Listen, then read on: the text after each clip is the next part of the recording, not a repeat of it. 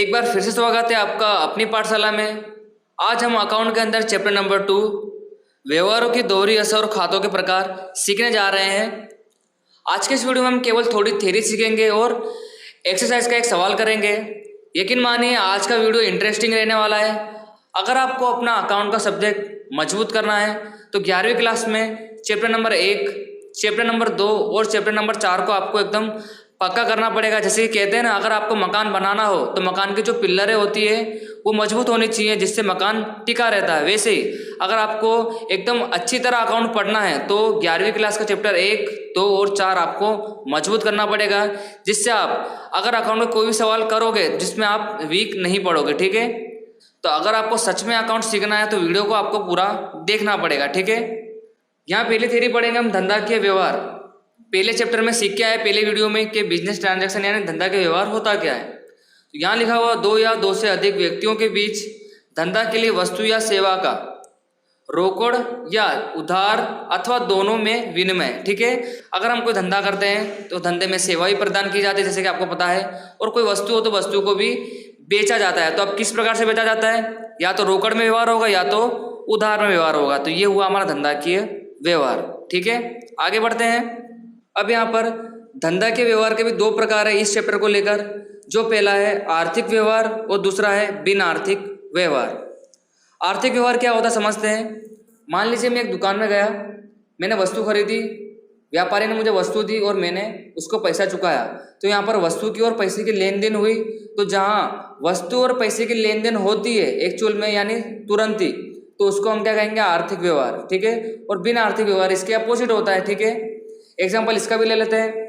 मान लीजिए मेरा एक बिजनेस है और मेरा ग्राहक मुझे फ़ोन करके बोलता है कि कल मुझे 10,000 का सामान चाहिए। ठीक है, तो मैं बोलूँगा ठीक है। तो अभी उसने मुझे क्या बोला कि मुझे चाहिए और मैंने अभी भेजा नहीं, उसने कल के लिए बोला है। ठीक है, तो आज के दिन में कुछ व्यवहार हुआ नहीं। इसका मतलब ग्राहक ने मुझे अभी ऑर्डर दिया है, और जब भी व्यवहार में ऑर्डर की बात होगी, कोई ऑर्डर की बात होगी, तो वो क्या कहलाएगा, बिना आर्थिक व्यवहार।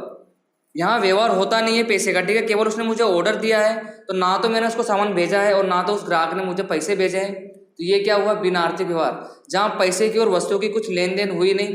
हाँ, जब मैं उसको भेज दूंगा ऑर्डर के अनुसार तब वो व्यवहार कैसा बन जाएगा, आर्थिक व्यवहार। पर आज के दिन में वो व्यवहार कैसा है, बिना आर्थिक व्यवहार। तो एग्जाम में आपको MCQ पूछ सकता है, जैसे कि 20,000 का माल भेजने का ऑर्डर दिया, तो ये किस प्रकार का व्यवहार है, तो बिना आर्थिक व्यवहार है, जहाँ पर रोकड़ की कुछ लेन देन हुई नहीं है। तो उम्मीद है आपको समझ में आ गया होगा कि आर्थिक व्यवहार क्या होता है और बिन आर्थिक व्यवहार क्या होता है। आर्थिक व्यवहार वो है जहाँ पैसे की और वस्तु की लेन देन होती हो, और बिन आर्थिक व्यवहार जहाँ पैसे और वस्तु की लेन देन ना हो, केवल ऑर्डर दिया गया हो। ठीक है, अब यहाँ पर आर्थिक व्यवहार के भी 3 प्रकार है, ध्यान दीजिएगा। 2 तो हम पहले चैप्टर में सीख के आ ही चुके हैं, जैसे कि रोकड़ व्यवहार और उधार व्यवहार। रोकड़ व्यवहार का मतलब क्या होता है कि अभी मैंने वस्तु खरीदी और अभी मैंने पैसे चुका दिए, तो ये क्या हुआ, रोकड़ व्यवहार। उधार व्यवहार का मतलब है अभी मैंने वस्तु खरीदी और 10 दिन बाद या 15 दिन बाद वस्तु का पैसा चुकाऊं, तो ये हुआ उधार व्यवहार। आपको समझ में आता ही होगा कि रोकड़ व्यवहार क्या है और उधार व्यवहार क्या है। नया शब्द है आपके लिए अन्य व्यवहार। अन्य व्यवहार को समझते हैं। मान लीजिए एक बिजनेस चलाता हूँ मैं, अगर बिजनेस में आग लग गई तो मेरा माल जल गया, तो माल तो गया ना मेरा, मैंने कुछ नहीं करा है, ना मैंने बेचा है ना कुछ करा है, बट मेरा माल जल गया, इसका मतलब गया माल, तो ये हुआ अन्य व्यवहार। ठीक है, जो मैं नहीं करता हूँ वो अन्य व्यवहार। जैसे कि चोरी हो गया तभी माल चला गया, तो ये क्या हुआ, अन्य व्यवहार। एक और समझते हैं, अगर मैं किसी को दान में माल दे देता हूँ, ठीक है, मैंने बेचा नहीं किसी को, अगर मैं किसी को दान में यानी ऐसे ही माल दे देता हूँ, तो ये क्या हुआ, मेरा अन्य व्यवहार। विज्ञापन के लिए यानी मेरी एडवर्टाइजमेंट करवाने के लिए धंधे की, अगर मैं ऐसे किसी को माल वापरने के लिए दे देता हूँ, वो भी क्या हुआ, अन्य व्यवहार। ठीक है, समझ में आ गया होगा आपको रोकड़ व्यवहार क्या होता है, उधार व्यवहार क्या होता है और अन्य व्यवहार क्या होता है। ठीक है, चलो आगे का टॉपिक सीखते हैं। अब इस टॉपिक से रिलेटेड अभी हम एक सवाल भी करेंगे। ठीक है, यानी क्वेश्चन करेंगे, तो आपको ध्यान देना थोड़ा अच्छी तरह। ठीक है, यहाँ लिखा हुआ रोकड़ और उधार व्यवहार की पहचान। हम कैसे पहचानेंगे कब व्यवहार उधार है और कब व्यवहार रोकड़ है। ठीक है, उसके लिए कुछ पॉइंट है जो आपको याद करना पड़ेगा। सबसे पहला पॉइंट है, जो व्यवहार में स्पष्ट रूप से रोकड़ शब्द का उल्लेख होगा तो व्यवहार कैसा गिनाएगा, रोकड़ गिनाएगा। ठीक है, समझ में आ गया होगा। मोस्ट टाइम पे आपको ध्यान देना है, अगर सवाल में लिखा होगा कि 2000 का माल मीना को या आकाश को रोकड़ से बेचा, तो सवाल में रोकड़ लिखा हुआ है ना, इसका मतलब व्यवहार कैसा है, रोकड़ है। समझ में आ गया होगा। इसका मतलब व्यवहार में आपको रोकड़ शब्द का उल्लेख किया जाएगा। दूसरा है, व्यवहार में रोकड़ या व्यक्ति का उल्लेख नहीं हो तो भी वह रोकड़ व्यवहार गिना जाएगा। ठीक है, अगर व्यवहार में व्यक्ति का नाम भी नहीं है और कहीं रोकड़ शब्द का उल्लेख भी नहीं है, तब भी वो क्या गिनाएगा, रोकड़ व्यवहार गिनाएगा। ठीक है, जैसे कि एग्जांपल लेते हैं, 2000 भाड़ा चुकाया। ठीक है, 2000 भाड़ा चुकाया, तो यहाँ पर कोई व्यक्ति का नाम भी नहीं है, ठीक है, और रोकड़ शब्द का उल्लेख भी नहीं है, तो व्यवहार कैसा हुआ, रोकड़ व्यवहार हुआ। क्या कहा मैंने, यदि व्यवहार में रोकड़ या व्यक्ति का उल्लेख नहीं हो तो भी वह रोकड़ व्यवहार गिना जाएगा।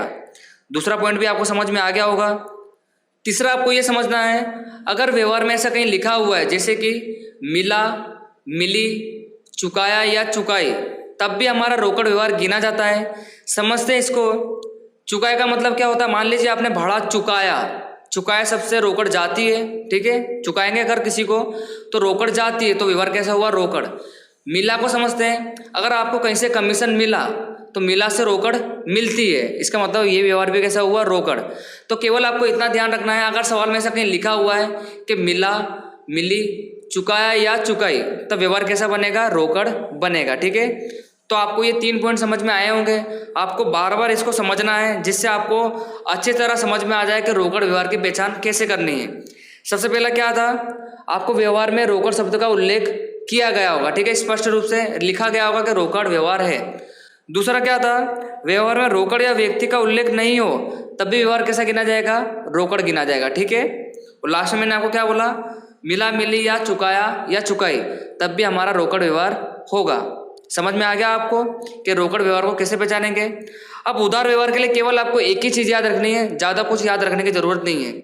जब व्यवहार में रोकड़ शब्द का उल्लेख ना हो, क्या कहा मैंने, जब व्यवहार में रोकड़ शब्द का उल्लेख ना हो परंतु व्यक्ति के नाम का उल्लेख होगा, तब व्यवहार उधार गिना जाएगा। क्या बोला मैंने, अगर व्यक्ति का नाम दिया गया है और रोकड़ शब्द का कहीं उल्लेख नहीं है, यानी चुकाया चुकाई भी नहीं लिखा है, तो व्यवहार कैसा बन जाएगा, उधार बन जाएगा। ठीक है, तो उधार व्यवहार के लिए केवल आपको एक ही पॉइंट याद रखना है, जब व्यवहार में रोकड़ शब्द का उल्लेख ना हो परंतु व्यक्ति के नाम का उल्लेख होगा, तब व्यवहार उधार माना जाएगा। ठीक है, तो समझ में आ गया आपको कि उधार व्यवहार की पहचान कैसे करेंगे और रोकड़ व्यवहार की पहचान कैसे करनी है। ठीक है, आगे बढ़ते हैं। अब हम उदाहरण नंबर 2 को देखते हैं, जिससे आपको पता चले कि एग्जाम में सवाल किस प्रकार से आते हैं।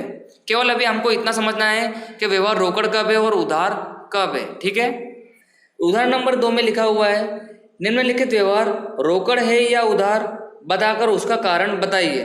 तो अगर अभी आप कारण को ज़्यादा नहीं समझोगे तो चलेगा, केवल आपको ये पता होना चाहिए कि व्यवहार रोकड़ कब है और उधार कब है। सिंपल सा पॉइंट है, अगर आप 1-2 बार पढ़ोगे तो आपको समझ में आ जाएगा पहचानना कि व्यवहार उधार कब है और रोकड़ कब है। ठीक है, पहला व्यवहार यहाँ पर है, 500 का माल रोकड़ से बेचा। कितना सिंपल है, आप देख सकते हो यहाँ पर रोकड़ तो पहले से लिखा ही गया है, तो व्यवहार कैसा बन गया, ये रोकड़। ठीक है, क्योंकि यहाँ पर रोकड़ शब्द का उल्लेख किया गया है ना, तो व्यवहार कैसा हुआ, ये रोकड़ से हुआ। ठीक है, दूसरा समझते हैं, यहाँ लिखा हुआ है रुपये 800 का माल खरीदा, तो दूसरे नंबर का पॉइंट, यहाँ पे ना व्यक्ति का नाम है ना रोकड़ का जिक्र कहीं किया गया है। ठीक है, रोकड़ का उल्लेख नहीं है, तो ये व्यवहार भी कैसा हुआ, रोकड़ हुआ। देख सकते हो ना आप, ना यहाँ पर व्यक्ति का नाम है ना ही यहाँ पर रोकड़ शब्द का कोई उल्लेख है, तो व्यवहार कैसा बना, ये रोकड़। ठीक है, इसका मतलब रोकड़ से हमने खरीदी करी है। तीसरा समझते हैं, रुपये 900 का माल मीना को बेचा। यहाँ पे व्यक्ति का नाम आ रहा है और रोकड़ शब्द का कहीं उल्लेख नहीं किया गया है। ठीक है, तो जैसे कि मैंने आपको उधार व्यवहार की पहचान बताई थी कि रोकड़ शब्द का कहीं उल्लेख नहीं होगा और व्यक्ति का नाम सवाल में यानी व्यवहार में दिया गया होगा। तो व्यवहार में क्या लिखा हुआ है, रुपये 900 का माल मीना को बेचा, व्यक्ति का नाम है और रोकड़ शब्द का कोई उल्लेख नहीं है, तो व्यवहार कैसा बन गया, ये उधार बन गया। ठीक है, व्यवहार कैसा बना, ये उधार बना। कारण में अगर आप लिखना चाहो तो आप लिख सकते हो कि रोकड़ शब्द नहीं है कहीं और व्यक्ति का नाम दिया गया है। चौथा समझते हैं, आपको ध्यान देते रहना है, रुपये 2000 का माल नूतन को रोकड़ी बेचा। अब आप देख सकते हो व्यक्ति का नाम भी है और रोकड़ शब्द का उल्लेख भी है। आपको केवल इतना याद रखना है, यहाँ पर कहीं भी अगर रोकड़ लिखा है तो व्यवहार कैसा बन जाएगा? रोकड़ बन जाएगा। क्या कहा मैंने? अगर व्यवहार में कहीं भी रोकड़ लिखा गया है ना, इसका मतलब व्यवहार कैसा बन गया? वो रोकड़ बन गया। क्लियर? आगे बढ़ते हैं। 5वें पॉइंट में लिखा हुआ है ₹500 वेतन का चुकाया। देखिए, जैसे कि मैंने आपको रोकड़ व्यवहार की पहचान में तीसरा नंबर का पॉइंट लिखा था, चुकाया, चुकाई, मिला या मिली। तो व्यवहार में चुकाया लिखा हुआ है और व्यक्ति का नाम भी नहीं है और रोकड़ शब्द का भी कोई उल्लेख नहीं है। ठीक है, तो व्यवहार कैसा बन गया? ये रोकड़ बन गया। ठीक है, और वैसे भी अगर हम कोई खर्च चुकाएंगे तो खर्च के बदले में पैसा चुकाना ही पड़ता है। ठीक है, ऐसा नहीं बोल सकते कि हाँ वेतन का दे दूंगा, ऐसा नहीं होता है। ठीक है, वेतन के हमको पैसे चुकाने ही पड़ेंगे। तो व्यवहार कैसा हुआ? ये रोकड़ हुआ। ₹5,000 वेतन के चुकाए, इसका मतलब व्यवहार कैसा है? ये रोकड़ व्यवहार है। यहाँ पर रोकड़ हमारी कम हो जाती है। ठीक है, 6ठे नंबर का पॉइंट यहाँ पर है ₹8,000 बीमा प्रीमियम भरा। अगर आप किसी के भी पैसे भरते हो यानी पैसे जमा करते हो तो रोकड़ हमारे पास से जाती ही है। ठीक है, भरने का मतलब हमने चुकाया होगा बीमा प्रीमियम के, इसका मतलब व्यवहार कैसा हो गया? ये रोकड़। ठीक है, तो आपको याद रखना यहाँ व्यक्ति का भी कोई नाम नहीं है और रोकड़ शब्द का भी उल्लेख नहीं है और भरा से मतलब क्या होता है? हमने पैसे चुकाए होंगे, तो व्यवहार कैसा हुआ? ये रोकड़ हुआ। ठीक है, नेक्स्ट यहाँ पर 7वां है ₹200 का माल नमूने के रूप में मुफ्त मिला। मुफ्त मिला हमको यानी फ्री का मिला। हमने किसी के पास से मंगाया नहीं है, कोई व्यक्ति हमको अपनी धंधे की एडवर्टाइजमेंट कराने के लिए दे गया है, हमने किसी से मंगवाया नहीं और ना ही हमारे धंधे में से कोई रोकड़ गई और ना ही कोई माल गया, उल्टा हमको मिल गया है यहाँ से किसी के पास से माल। तो व्यवहार कैसा हुआ? ना तो रोकड़ हुआ ना तो उधार हुआ, व्यवहार यहाँ पर हुआ बिना आर्थिक। हमें किसी ने माल दे दिया है, धंधे में से कुछ गया नहीं है। अगर धंधे में से कुछ भी नहीं जाता है तो व्यवहार कैसा बनता है? बिना आर्थिक व्यवहार। ठीक है, ये माल मैं घर पे ले जाऊंगा और आराम से वापरूंगा इसको। ठीक है, धंधे का माल नहीं है, किसी ने एडवर्टाइजमेंट कराने के लिए दिया होगा तो धंधे को मुफ्त मिला, तो व्यवहार कैसा बना? ये बिना आर्थिक व्यवहार। ठीक है, समझ में आया होगा आपको। आगे बढ़ते हैं। 8वें नंबर का पॉइंट यहाँ पर है ₹5,000 का श्रीजी फर्नीचर में से फर्नीचर खरीदा। ठीक है, रोकड़ व्यवहार का कोई उल्लेख नहीं है और यहाँ पर किसी धंधे का यानी कृत्रिम व्यक्ति का नाम दिया गया है श्रीजी फर्नीचर, व्यक्ति का नाम दिया गया है, रोकड़ शब्द का कोई भी उल्लेख नहीं है। ठीक है, इसका मतलब व्यवहार कैसा बनेगा? ये उधार बनेगा। कहीं भी ऐसा नहीं लिखा है कि फर्नीचर खरीद के रकम चुकाई। ठीक है, केवल फर्नीचर खरीद लिया है और व्यक्ति का नाम दिया गया है, हमें कृत्रिम व्यक्ति का नाम दिया गया है, इसका मतलब धंधे का नाम दिया गया है ना, इसका मतलब व्यवहार कैसा बना? ये उधार बना। ठीक है, ₹3,000 शाह एजेंसी को विज्ञापन के चुकाए। ठीक है, लास्ट में क्या लिखा हुआ है? चुकाए, इसका मतलब पैसे गए हमारे, व्यवहार कैसा बन गया? ये रोकड़। ठीक है, मैंने आपको इसलिए लिखाया था कि मिला, मिली, चुकाया या चुकाई, जिससे हमारी रोकड़ जाती है। ठीक है, तो ये क्या बना? हमारा रोकड़ व्यवहार बना। ठीक है, नेक्स्ट यहाँ पर लिखा हुआ है ₹3,200 कमीशन के मिले। मिले सबसे रोकड़ आती है। ठीक है, अगर आपको किसी भी प्रकार के पैसे मिलेंगे इसका मतलब धंधे में पैसा आ गया होगा। ठीक है, व्यवहार कैसा बना? ये रोकड़ बना। देख सकते हो आप, कितना सिंपल सा पॉइंट है, केवल आपको अच्छी तरह ध्यान रखना है, समझना है, बस आपका पिलर मजबूत हो जाएगा अकाउंट का। ठीक है, नेक्स्ट पॉइंट यहाँ पर लिखा हुआ है ₹5,000 का माल रोकड़ी खरीदा, रकम चेक से चुकाई। देखिए, शब्द में खुला दे दिया गया है कि रोकड़ी खरीदा और लास्ट में क्या भी है कि चुकाई।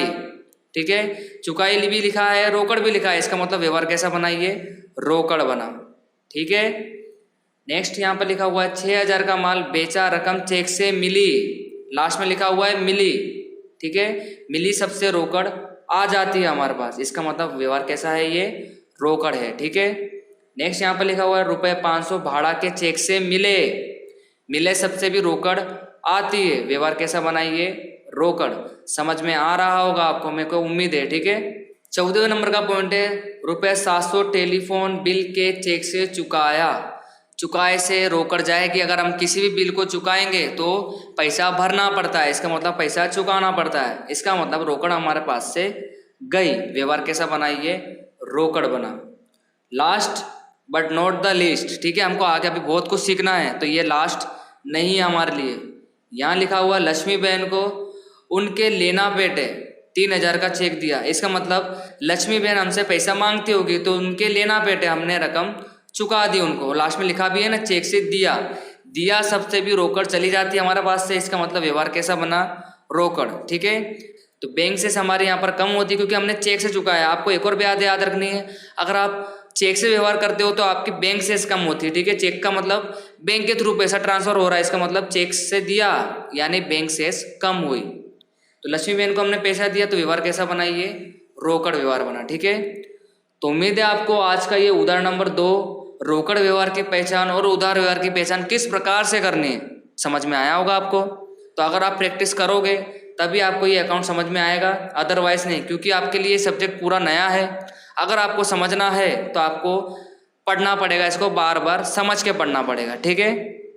तो बस आज के वीडियो में अब हम इतना ही रखेंगे, मिलेंगे आपसे नेक्स्ट वीडियो में आगे के टॉपिक के साथ। तो थैंक यू।